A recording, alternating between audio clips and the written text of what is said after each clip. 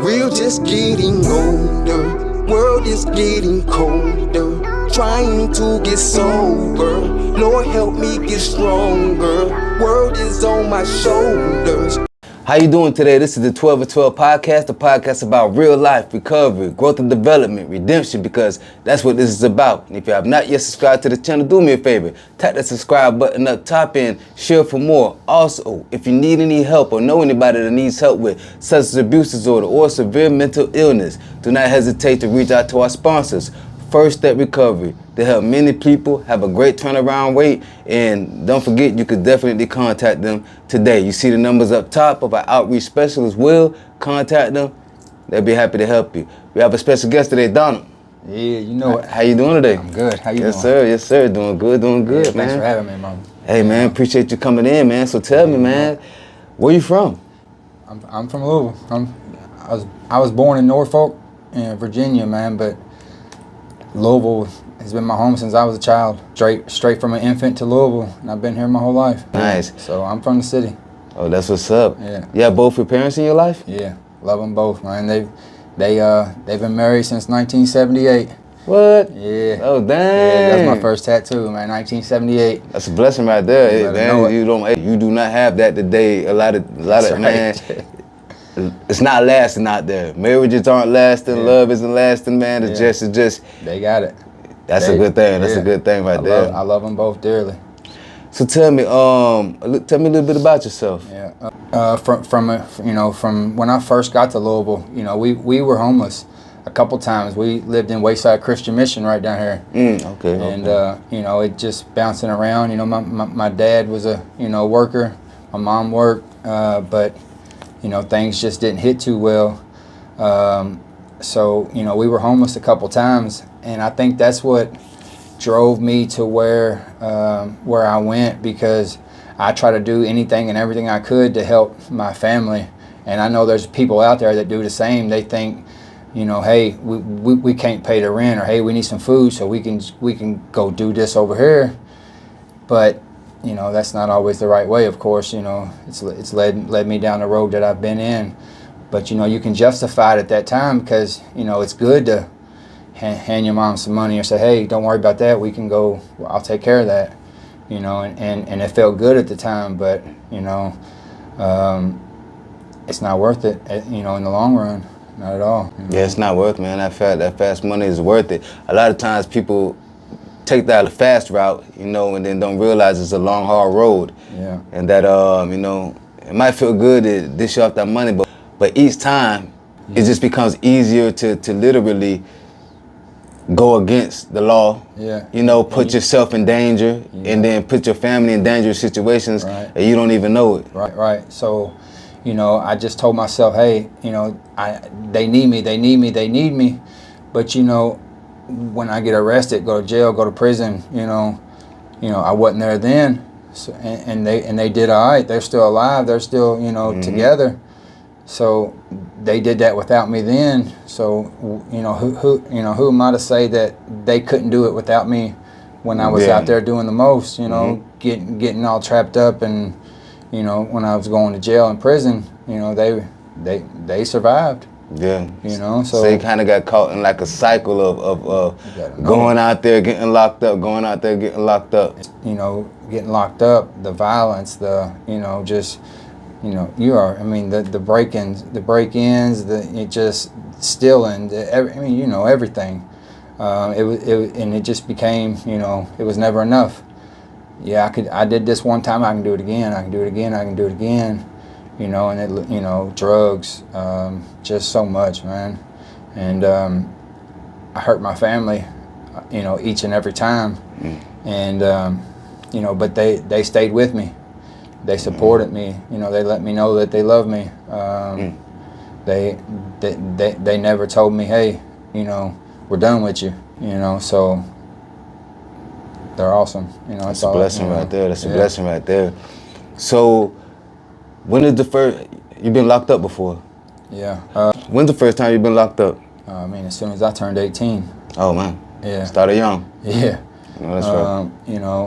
Right out of high school, I went to the military, You know, I went to boot camp, AIT, came home, and got kicked out of the military for a drug test. Yeah, and after that, I started wrecking cars, man. I started drinking, and you know, head injuries, broken bones, which led me just deeper into the pills, the drinking, and then the pills led to the harder pills, which led to the heroin, and you know, just So on and so on, right? one after another. What was your first drug you ever used? I started with alcohol and weed. You know, Okay.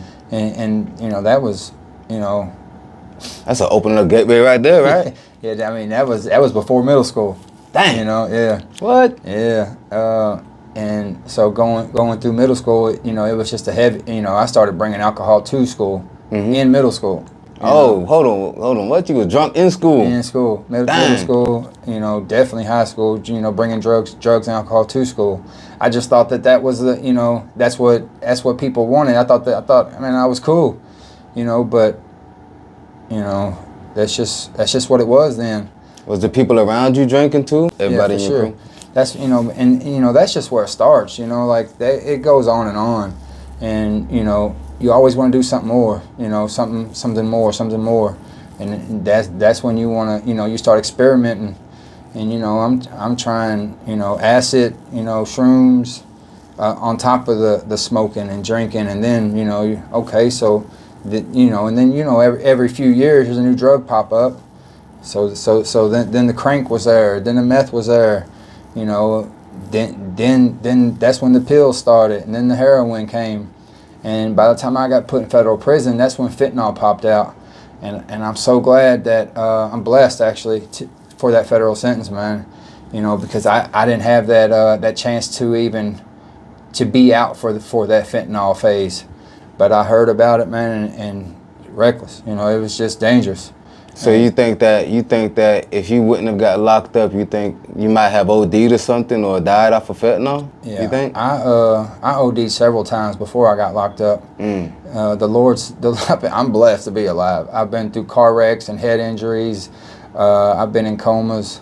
You know, I've had 2 head injuries, splenectomy, broken shoulder, broken arm. You know, and this is car wrecks, violence, assaults. You know, the overdoses was crazy, but I'm blessed, and you know, there's a reason for that. And I thank Jesus when I got my federal sentence. You know, because that was a dark place. Before I went to the feds, I had a gun in my mouth, and you know, it's crazy because one of the reasons I didn't pull that trigger because I was worried about somebody coming home and having to clean up after me. You know. So I always that just shows how much I cared about what people thought about me. You know, like if you're gonna kill yourself, are you really thinking about, you know, somebody coming home and cleaning up? You know, like, you know. But it was a dark time, man, and. After I got out of that hospital, you know, I'm not going to mention no names and times and places, you know, because, you know, I had feelings for those people, and I don't knock any of the people that I was with out there and what I was doing, because those was my choices and it led me down my path. But when I went to prison, I left all that behind and I gave that up and I gave it to Christ, and that is what helped me become the man I am today, because, you know, it was a lot, and it took a lot for me. It still takes a lot for me daily to not reach out to certain people, but becoming the man I am now, I mean, I've been out since last April, and I've done so much, man, that I've traveled more in the past year with my girlfriend than I ever have in my life, and I'm on federal probation. And my probation officers done let me go to Arkansas, Memphis. You know, I'm about to go to a football game next month. I'm going to go to South Carolina for Thanksgiving. Like, and the PO's like, cool, just put it in. You're doing everything you're supposed to do. Like, just put it in and I'll prove it, you know. Yeah. And that makes me smile. But, you know, I have a supportive girlfriend, a supportive family, and I have Jesus. And I'm telling you, you can't go wrong. Like, you know, Amen, a lot of amen. people just they think it. You know, I mean, I could have went the you know, sorry me, but my choices led me down that path. You know, that's all on me, and I accepted that. And when I gave that to Christ, you can't just give something to Christ and continue to be the same way. Yeah. You know, so when I gave that to Christ, I chose some. You know, I told myself, it's time to move different. It's time to live different. It's time to start making different decisions and choices, man. And man, I'm so blessed right now. Yeah, that's a So- blessing right so there. I blessed. know there's a Bible verse that says, you know, just because we are bound under the grace of Christ doesn't mean that we continue living the way we live in sin. It says God forbid. So God forbid that once you're born again and become a new creation, you have the, you know, the Lord Christ comes in, the Holy Spirit comes in, and then you think different, you act different. You can't do the same things and be happy the way you're living. Right. And it's like, you know what?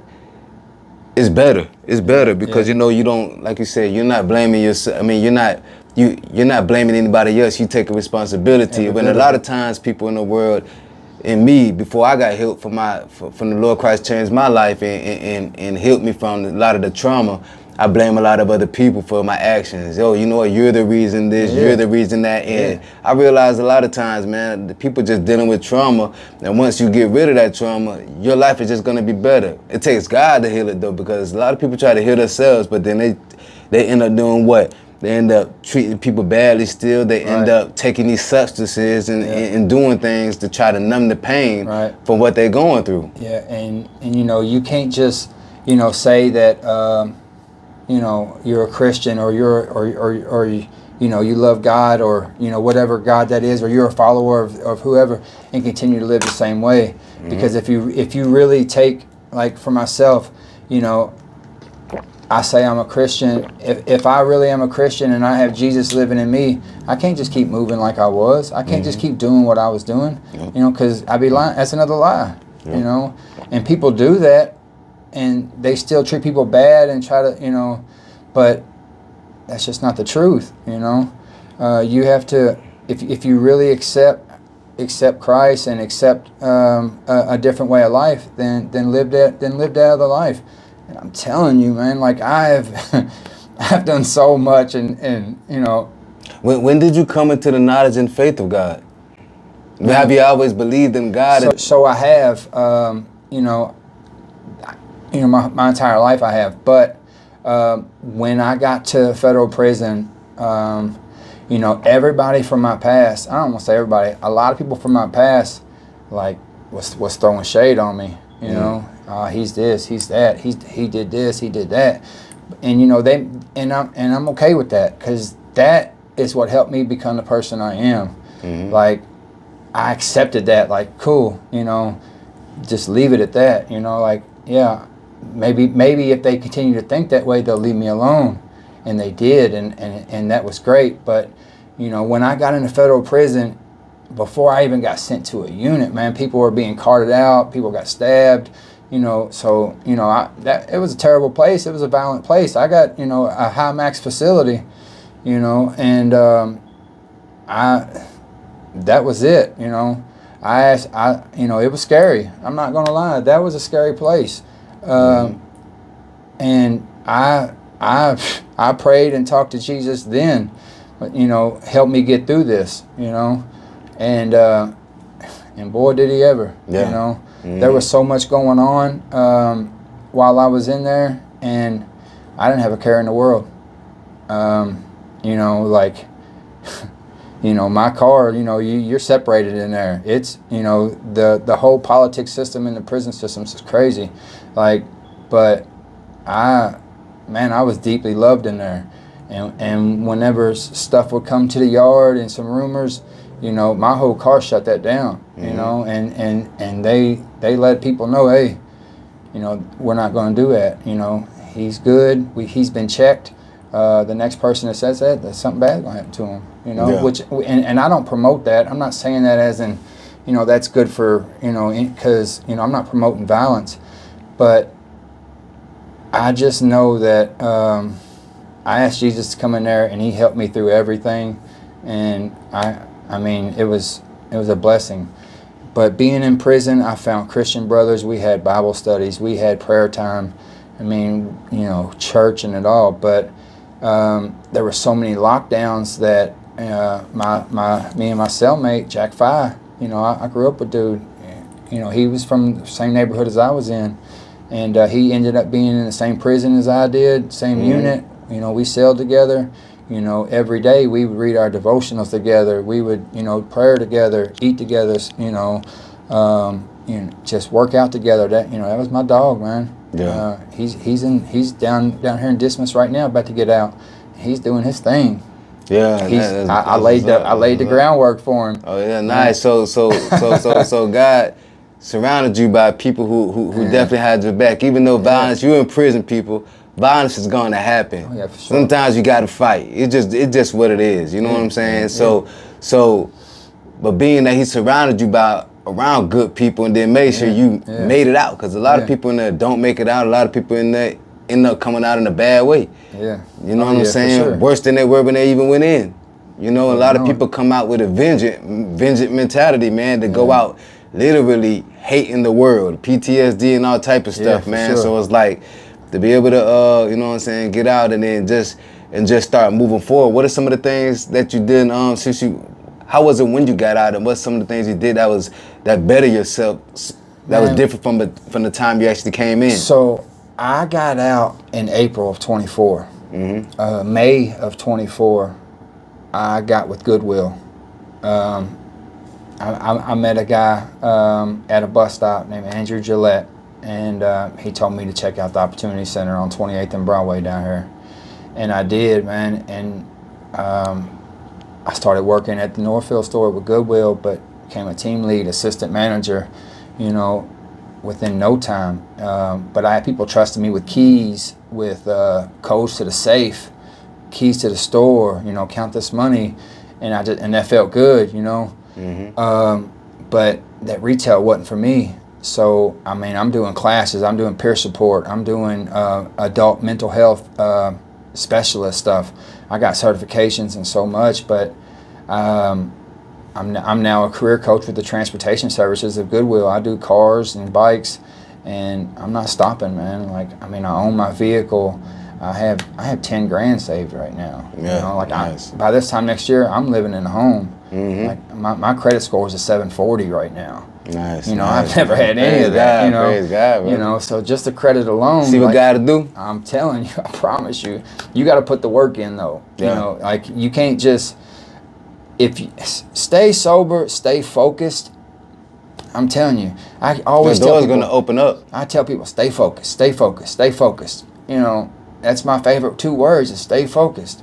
You know, but if you have the right mentality and you are sober and you stay focused and you want to move forward, man, there's so much out here in Louisville right now. People don't like the city of Louisville. They, you know, it's dirty, it's this, it's that. You know, it's crime. You know, there's crime here, it's violent, it's drugs.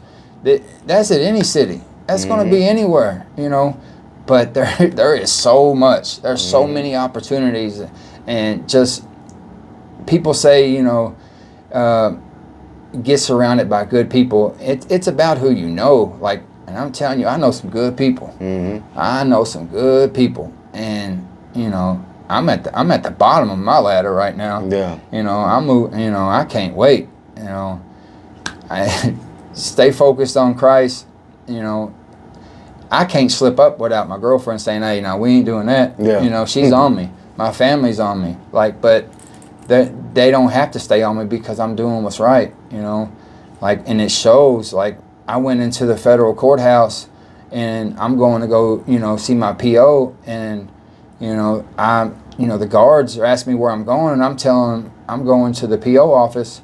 And the way I'm dressed, they asked me if I've ever been there before, if I know where I'm going. Yeah. You know, like that made me feel good. Yeah. You know, they didn't think I was there to report. They think I'm there bringing some documents there or something like that. You know, and it happens all the time. Like it just makes me smile, and it just shows me that I'm doing right. And every single day, man, it just gets better and better. I mean, I got more vacations already planned and paid for.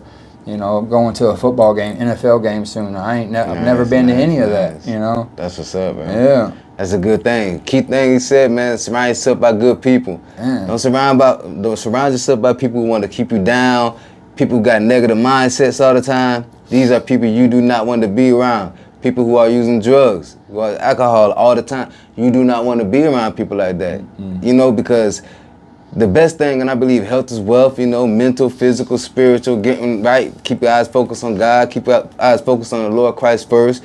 Get your mental right, get your physical right. And then you got to work. Stay focused. Like you said, don't let yourself lose focus on what the plan is. So what is some of the plans you got for the future? Man, listen, this is what I've done since I've got out, right? I have not planned anything, right? I just stay sober and I stay focused and I let the doors just come. And that is so truthful. I am not lying. I haven't planned anything that's happened. And it's just been so much. Like, I don't even want to even start because that could be a letdown maybe. Because there's just been so much happening. Like, I'm riding the wave. I promise you. Nice. And I'm telling you, the waves are good right now. Cool. So just taking it one day at a time. Yes. And one plan you have is just getting the house right now. Yeah. That's your next step. Yeah. Oh, yeah. That's gonna happen. We're gonna have full show. Yeah. That's a good thing, man. Just take it one day at a time. People don't put too much stress on your shoulders because that could be a trigger. You know, Exactly. when people got all these plans and then this plan doesn't fall through, man. Dang, you know what, man? I done put so much thought into this that it doesn't work out the way it happened. They think, you know, I need to go pick me up a drink. I need to go do this. I need to go holler at my homeboys or go. You know, next thing you know, you're in a bad movie making dumb decisions and hanging around people you shouldn't be hanging around and doing things you shouldn't be hanging around. Amen. Because these plans done triggered you because they ain't fall through the way you wanted to. But I had to take it back to the Bible. It says our plans are God's plans. Yeah. You know, he has plans for us, but your plan that you got planned right now, listen, people, listen. Yeah, you on the other side of the camera. You might have planned some things. It didn't work out. Don't blame God. God's helping you to better yourself and put you in a position for his plan. Yep. You know, because your plan ain't God's plan, and your plan might lead you into a path that you don't even know is going to lead down to your destruction. So be happy that you might be in the position you're at right now. Right now. Be humble, be grateful. Pride at the beginning of the downfall. Just be grateful that you're here today to be able to continue to move forward. If you are alive right now, then you can do anything. It's all about the decisions and choices and the people, man. If you are alive today, it doesn't matter if you're strung out, addicted, you know, divorced, just depressed, any of that. Like, if you are alive today, you can change. If you don't like where you're at, you can change it. I mean, you have the time. You just cannot continue to live as you're living. One choice could just change your whole future. Yeah. You know, one single choice. Mm-hmm. And that's all it takes. Some people are scared to make that because they don't, you know, they're like, man, I don't know what that is. I don't know how that, man, like I said, I haven't planned anything, and I have done so many things that I've never done before. And I've never done this, you know. Yeah. And I'm telling you, this is going to lead to somebody watching this and saying, hey, you know, I heard one thing today that I could use, and that's enough. That's it. That's enough. I got a saying, one soul at a time. Reach one life at a time, one soul at a time. That's it. Yeah. As long as one person, you reach one person, we doing God's work, bro. You better know it. That's what's up. You better know it. Amen. You got anything you want to tell the people, man? Appreciate you for coming on, bro. Again, my two words is stay focused, you know. But if you're not focused, then get focused. If you need some help, man, there is opportunity centers. There are treatment centers. Reach out to Goodwill, man. Goodwill got some good stuff going on, man. You better hit Goodwill up on show. Yeah, there's Goodwill opportunity centers all across the state. But I mean, there is so many places and resources that they handing out for free. Yeah. I mean, it only takes you to decide that you want it, you know, and you just gotta. It's not going to be easy. My road wasn't easy. It's not easy now, you know, but it's better. so much better. You know, I'm living in a blessing right now. I know that's right. I promise you. I'm telling you, I feel the same way, bro. You just have to make that decision to move forward.